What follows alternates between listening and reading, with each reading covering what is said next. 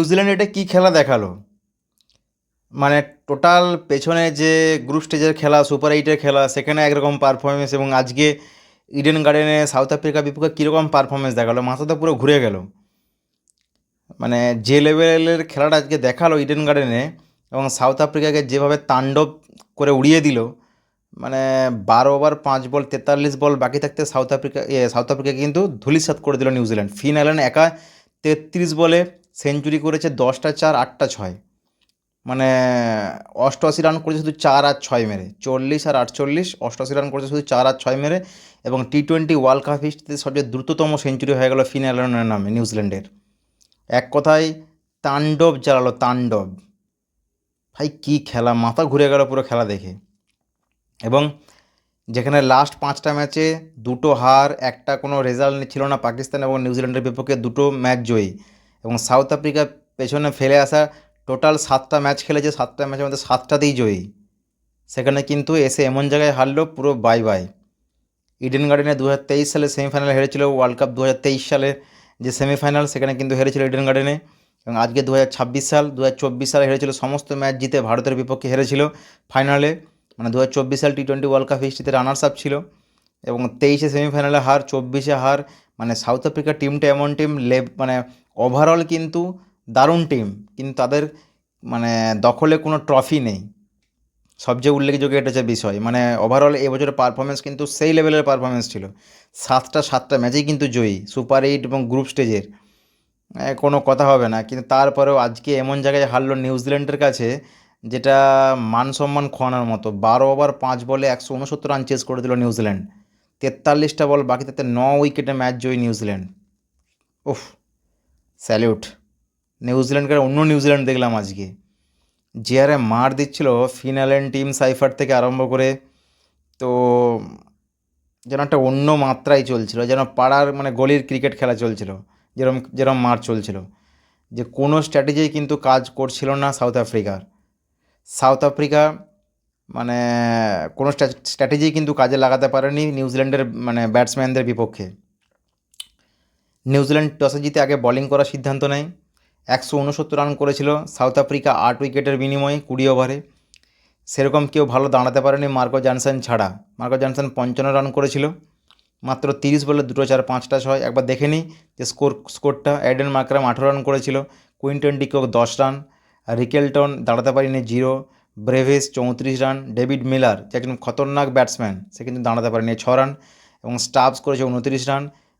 তারপর Marco Johnson 55 run 30 বলে, Corbin Bosch 2 run, Rabada 0 run, Maharaj 1 run. যেখানে একটা সময় মানে সাউথ আফ্রিকার 12 রানে একটা, 12 রানে দুটো, 55 রানে তিনটে, 77 রানে চারটে, 77 রানে পাঁচটা, সেখান থেকে কিন্তু রানটা 169 অব্দি নিয়ে গেছে, যথেষ্ট ভালো নিয়ে গেছে। কিন্তু অপোনেন্ট টিম ছিল নিউজিল্যান্ড, এতটা যে ভয়ঙ্করভাবে আজকে খেলবে কিন্তু কেউ ধারণাই করতে পারেনি। এবং প্রত্যেকটা বোলারের আজকে, এবং যেটা নিউজিল্যান্ডের টিম এফার্ট করেছে 58 রান 33 বলে, ফিন-অ্যালান করেছে 100 রান 33 বলে, not out Rachin Rabindra 11 run 13 run করেছে 11 বলে। মানে মার্কো জনসন 2 ওভার 5 বল করেছে 53 run, 18.75 economy rate. Rabada 3 over ball করে 28 রান দিয়েছে, একটা wicket, 9.33 economy rate. Lungi Ngidi 2 over ball করে 22 রান দিয়ে 11 করে economy rate. Corbin Bosch 2 over ball করে 35 রান দিয়ে 17.5 economy rate. Keshav Maharaj 3 over ball করে 33 রান দিয়ে 11 করে ইকোনমি রেট। ভাবা যায়? কাউকে ছেড়ে কথা বলেনি ফিন-অ্যালান এবং টিম সাইফার। নিউজিল্যান্ড 9 উইকেটে ম্যাচ জয়ী 43টা বল বাকি থাকতে। উফ। এবং ফাইনাল কালকে মুখোমুখি, ভারত আছে সেমিফাইনাল 2, ভারত এবং ইংল্যান্ড, ওয়াংখেড়ে স্টেডিয়ামে মুম্বাইয়ে। নিউজিল্যান্ড ফাইনালে পৌঁছে গেল। 2011 সালে নিউজিল্যান্ড ফাইনালে পৌঁছেছিল প্রথমবার।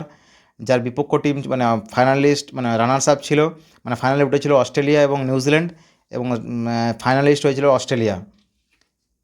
অ্যারন ফিঞ্চ ক্যাপ্টেন ছিল। এবং 2026 সাল ক্যাপ্টেন হচ্ছে নিউজিল্যান্ডের স্যান্টনার, এবং ওইদিকে ইংল্যান্ড না ভারত। ফাইনাল হবে নরেন্দ্র মোদী স্টেডিয়ামে, গুজরাটের নরেন্দ্র মোদী স্টেডিয়ামে ফাইনাল হবে। এবং দ্বিতীয় সেমিফাইনাল 2 হচ্ছে যেটা ওয়াংখেড়ে স্টেডিয়ামে হবে মুম্বাইয়ে। তো নিউজিল্যান্ড যে পারফর্মটা আজকে দেখালো সাউথ আফ্রিকার বিপক্ষে, তো সাউথ আফ্রিকা সত্যি টিমের ব্যাড লাক।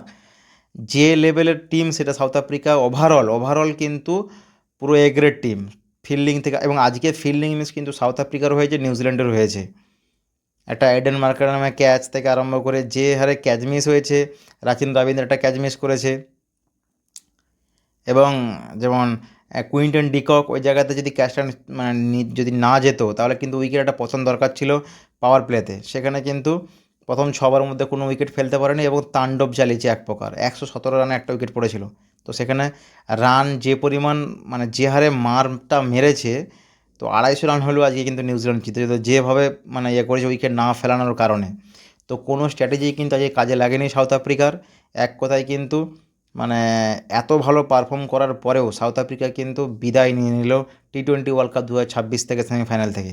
ফাইনালে পৌঁছে গেল নিউজিল্যান্ড, মুখোমুখি ভারত নাকি ইংল্যান্ড। বন্ধুরা কমেন্ট করে জানাবেন যে কোন টিমের দুটো মানে ভারত না ইংল্যান্ডের সাথে কার সাথে হতে চলেছে নিউজিল্যান্ডের ফাইনাল নরেন্দ্র মোদী স্টেডিয়ামে। 8 তারিখ আছে ফাইনাল। 2026 সালে কোন টিম ফাইনালিস্ট, বন্ধুরা কমেন্ট করে জানাবেন।